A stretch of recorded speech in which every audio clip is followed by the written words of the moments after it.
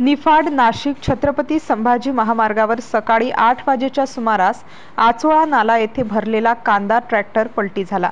धारणगाव खडक येथील शेतकरी तुकाराम जाधव ह्या शेतकऱ्यांचे मोठी आर्थिक हानी झाली।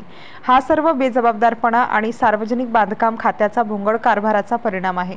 ह्या घटनेची दखल घेऊन प्रहार जनशक्ती पक्षाचे जिल्हा उपाध्यक्ष सागर निकाळे यांनी त्याच साचलेल्या पाण्याच्या खड्ड्यामध्ये बसून आंदोलन केले। तसेच सदर घटनेस जबाबदार महामार्ग विभागाने सदर शेतकरी बांधवास आर्थिक नुकसान भरपाई द्यावी, तसेच तातडीने महामार्गावरील सर्व खड्डे भ्रष्टाचार न करता व्यवस्थित मटेरियल वापरून दुरुस्त करण्याची मागणी केली आहे।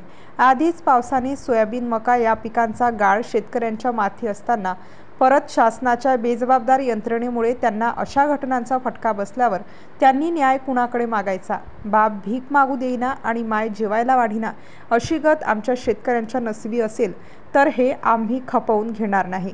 सदर शेतकऱ्याच्या नुकसान भरपाई करावीच लागेल। आम्ही तोपर्यंत आंदोलन करत राहणार असे मत सागर निकाळे यांनी व्यक्त केले। अनेक वर्षापासून नाशिक संभाजी महामार्गावर खड्ड्यांचं मोठ्या प्रमाणात साम्राज्य निर्माण झालं आहे।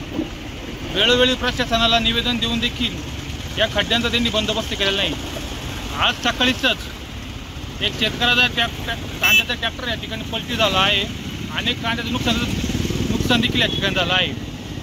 प्रशासनाने एक खड्डे बुजवण्याऐवजी या खड्ड्यामध्ये काटे टाकून हा जो केविलवाना प्रयत्न केला आहे खड्डेपासून वाचवण्यासाठी, तर याचा पहिले आम्ही निषेध करतो आणि लवकरात लवकर जर हे खड्डे बुजवले नाही तर सार्वजनिक बांधकाम विभाग प्रहार जनशक्ती पक्षाच्या वतीने मोठ्या इथल्या जे शेतकरी वर्ग आहे त्यांना घेऊन मोठ्या प्रमाणात आंदोलन या ठिकाणी करण्यात येईल।